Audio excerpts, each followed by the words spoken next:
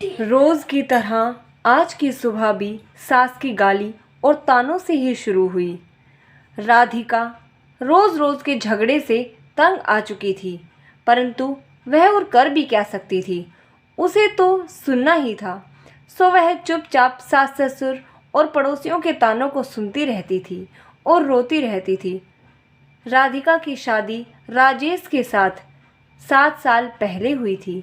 इन 7 सालों में जिन लोगों की भी शादी हुई थी वो 1 या 2 बच्चे के माता पिता बन चुके थे, परंतु राधिका अभी तक माँ नहीं बन पाई थी। इन सब के चलते उसे बांझ जैसी उपाधियों से सुसज्जित कर दिया गया था। राह चलती औरतें भी राधिका को बांझ कहकर चिढ़ाती रहती थी। राधिका को यह सब बहुत ही बुरा लगता था, लेकिन वह कर भी क्या सकती थी। वह आखिर किस किस का मुंह बंद करती। अंत में लोग कहते भी तो ठीक थे।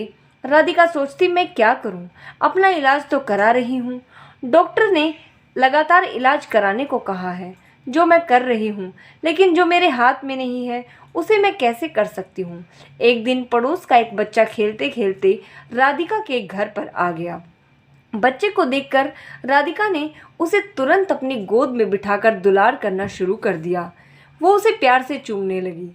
जब सास ने राधिका को दूसरे के बच्चे से इस तरह दुलार करते हुए देखा तो वह बिगड़ पड़ी। वह उसकी गोद से बच्चे को छीनते हुए बोली, कलमुही, बच्चा पैदा करने की तुम्हारी ताकत नहीं है तो दूसरे के बच्चों से ही अपना मन बहलाने लगी हो। अरे तुम क्यों डालती हो अपना मनहूस साया दूसरे के बच्चों पर। तुम तो उस बंजर जमीन की तरह हो जहाँ पर फसल तो दूर घास का उगना भी मुमकिन नहीं है। जब राधिका ने सास के मुंह से ऐसी बातें सुनी तो वह अपने कमरे में अंदर जाकर बहुत रोई। उसने अपने पति से कहा कि मेरे साथ आज ये चीज़ें हुई हैं, मैं बड़ी अभागिन हूँ, मैं किसी की इच्छा पूरी नहीं कर सकती, ऊपर से मुझे बांझ होने का धब्बा भी लग चुका है।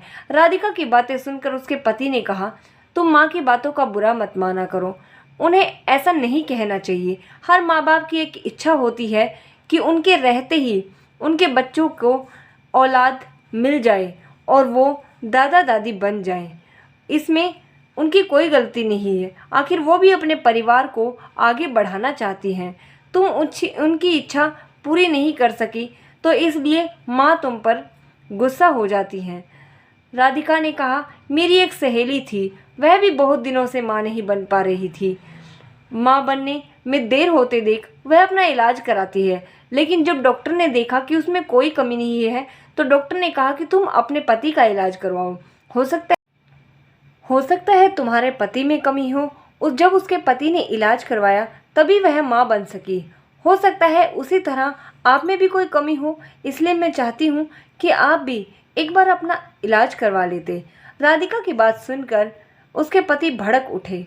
मुझ में भला क्या कमी हो सकती है, मैं तो बिल्कुल ठीक हूँ, मुझ में कोई कमी नहीं है। तुम मेरी चिंता छोड़ो और अपना इलाज अच्छी तरह से कराओ।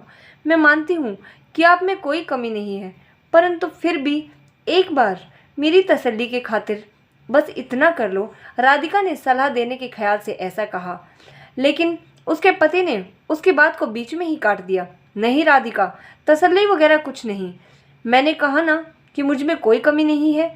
उसके पति ने उसे डांट दिया। पति के भड़के हुए मिजाज को देखकर राधिका ने चुप रहने में ही अपनी भलाई समझी। शहर के बड़े से बड़े डॉक्टर से उसका इलाज हुआ, परंतु फिर भी उसकी कोख सूनी ही रही। डॉक्टर ने जांच के दौरान उसमें कोई कमी नहीं पाई। देखो राधिका, रिपोर्ट देखने के बाद तुम में कोई कमी नजर नहीं आती। शायद तुम्हारे पति में कोई कमी हो सकती है, तुम एक बार उसे इलाज कराने की सलाह दो, डॉक्टर ने उसे समझाते हुए कहा। अब राधिका को पूरा भरोसा हो गया था कि उसमें कोई कमी नहीं है। माँ बनने के लिए कमी उसके पति में ही है, लेकिन उसे समझाएगा कौन। उसे अपने पति के गुस्से से भी डर लगता था। एक दिन किसी ने राधिका की सास से बताया कि पास ही के गांव में एक बाबा मंदिर में रहने आए हैं, जिनकी दुआ से हर किसी का दुख दूर हो जाता है। सास ने यह बात अपने बेटे राजेश को बता दी और राधा को बाबा के पास भेजने के लिए कहा। रात को राधिका के पति ने कहा, तुम कल मंदिर चली जाना, ठीक है? ठीक है, मैं चली जाऊंगी, लेकिन मैं डॉक्टर के पास गई थी। डॉक्टर ने मुझ में कोई कमी नहीं बताई, इसलिए मैं चाहती हूँ कि आप भी एक बार अपना इलाज करा लेते तो ठीक रहता। डरते डरते राधिका बस कह ही रही थी, परंतु उसके पति उसकी बात को अनसुना कर देते हैं। राधिका, मैं कहीं नहीं जाऊँगा, तुम कल मंदिर में बाबा के पास चली जाना। ऐसा कहकर उसका पति सो गया। राधिका ने अपने माथे पर लगा बांझपन का धब्बा मिटाने के लिए बाबा के पास जाने के लिए और दुआ लेने के लिए हाँ कर दी। दूसरे दिन सवेरे सवेरे नहा धोकर वह बाबा के पास चली गई। मंदिर में लगी भीड़ को देखकर उसे और अधिक भरोसा हो गया कि अब बाबा की दुआ उस पर आ जाएगी और वह माँ बन सकती है। राधिका बाबा के पैरों में गिर पड़ती है और कहने लगती है, बाबा मेरा दुख दूर करें। मेरे विवाह को इतने वर्ष हो गए हैं, उसके बावजूद भी मैंने अभी तक बच्चे का मुंह नहीं देखा। मैं बच्चे को देखने के लिए तड़प रही हूँ। बाबा कहता है, उठो बेटी, निराश मत हो, तुम्हें औलाद का सुख अवश्य मिलेगा, परंतु इसके लिए तुम महामारी होने के बाद यहाँ पर 4 दिनों तक रहकर लगातार पूजा करते रहोगे। ठीक है बाबा, मैं ज़रूर आऊँगी। राधिका खुशी से घर आ गई। घर आकर उसने सारी बातें अपने पति को बताई और अपनी सास को भी बताई। उसके पति ने कहा, देखो मैं कहता था ना कि कभी कभी दवा वो काम नहीं कर सकती जो दुआ कर जाती है। बाबा की दुआ पाकर अब तुम ज़रूर माँ बनोगी, ऐसा मुझे भरोसा है। तुम ठीक समय पर बाबा के पास चली जाना। उसके पति ने खुश होते हुए राधिका से कहा। राधिका अब बेसब्री से महामारी होने का इंतजार करने लगी। कुछ दिन बाद उसे महामारी हो गई। महामारी पूरी होने के बाद राधिका फिर से बाबा के पास गई। उसे देखते ही बाबा ने कहा, पुत्री, जैसा कि मैंने तुम्हें पहले ही कहा था कि यहीं रहकर 4 दिनों तक तुम्हें लगातार पूजा करनी पड़ेगी, तभी तुम माँ बन सकोगी। जी बाबा, मैं रहने के लिए तैयार हूँ। ठीक है, तुम अंदर चली जाओ, रात से तुम्हारे लिए पूजा करनी मैं शुरू कर दूंगा। अपनी चाल में कामयाब होते हुए देख बाबा मन ही मन बड़ा खुश होता है और बोला। रात को बाबा ने राधिका से कहा, बेटी, इस पूजा के दौरान कोई भी देवता खुश होकर तुम्हें औलाद दे सकता है, इसलिए तुम्हें सब कुछ चुपचाप सहन करना पड़ेगा, नहीं तो तुम कभी माँ नहीं बन पाओगी। जी बाबा, मैं सब कुछ सहन करने के लिए तैयार हूँ, बस मुझे एक संतान चाहिए। राधिका के इतना कहने के बाद बाबा उसे एक कोठरी में ले गए जहाँ हवन कुंड बना हुआ था। उसमें अग्नि जल रही थी। बाबा ने उसे वहीं पर बिठा दिया और वह भी बैठकर जाप करने लगा। कुछ देर तक जाप करने के बाद राधिका से कहा बाबा ने, देवता मुझ में समा चुके हैं, अब वह तुम्हें औलाद का सुख देना चाहते हैं, इसलिए तुम चुपचाप अपने बदन के सारे कपड़े उतार दो और संतान पाने के लिए मेरे पास आ जाओ।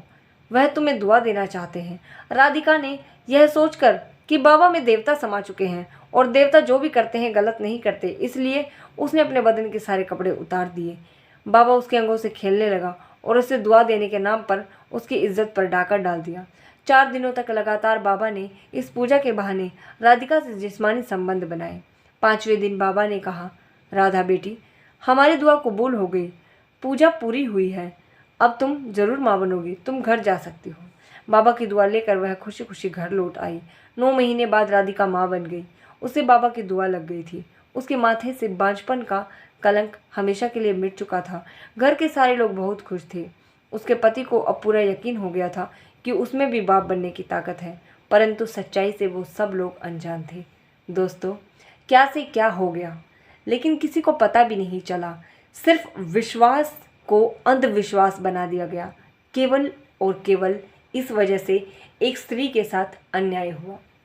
बांझपन अगर किसी स्त्री में है तो ज़रूरी नहीं है कि ये स्त्री की वजह से ही है, ये पुरुष की भी कमी हो सकती है। एक शारीरिक कमी अगर पुरुष अपनी कमी को भी माने, लेकिन नहीं, उनको मर्दानगी अपनी दिखानी होती है, बस और कुछ नहीं। उनका वजूद ये मानने के लिए तैयार ही नहीं होता है कि उनमें भी कोई कमी हो सकती है। दोस्तों, इस प्रकार की घटनाओं को अंजाम इसीलिए दिया जाता है क्योंकि विश्वास और अंधविश्वास में सिर्फ थोड़ा सा फ़र्क होता है। इसलिए अपने विश्वास को कभी भी अंधविश्वास ना बनने दें। दोस्तों, इसी उम्मीद के साथ कि आप लोगों को ये वीडियो पसंद आया होगा, और अगर आया है तो प्लीज़ इसे लाइक और शेयर कीजिएगा और इस वीडियो से आपको एक मैसेज भी मिला होगा। इसी उम्मीद के साथ आज मैं इस वीडियो को समाप्त करती हूँ। मिलते हैं नेक्स्ट वीडियो में, तब तक के लिए ओम नमः शिवाय।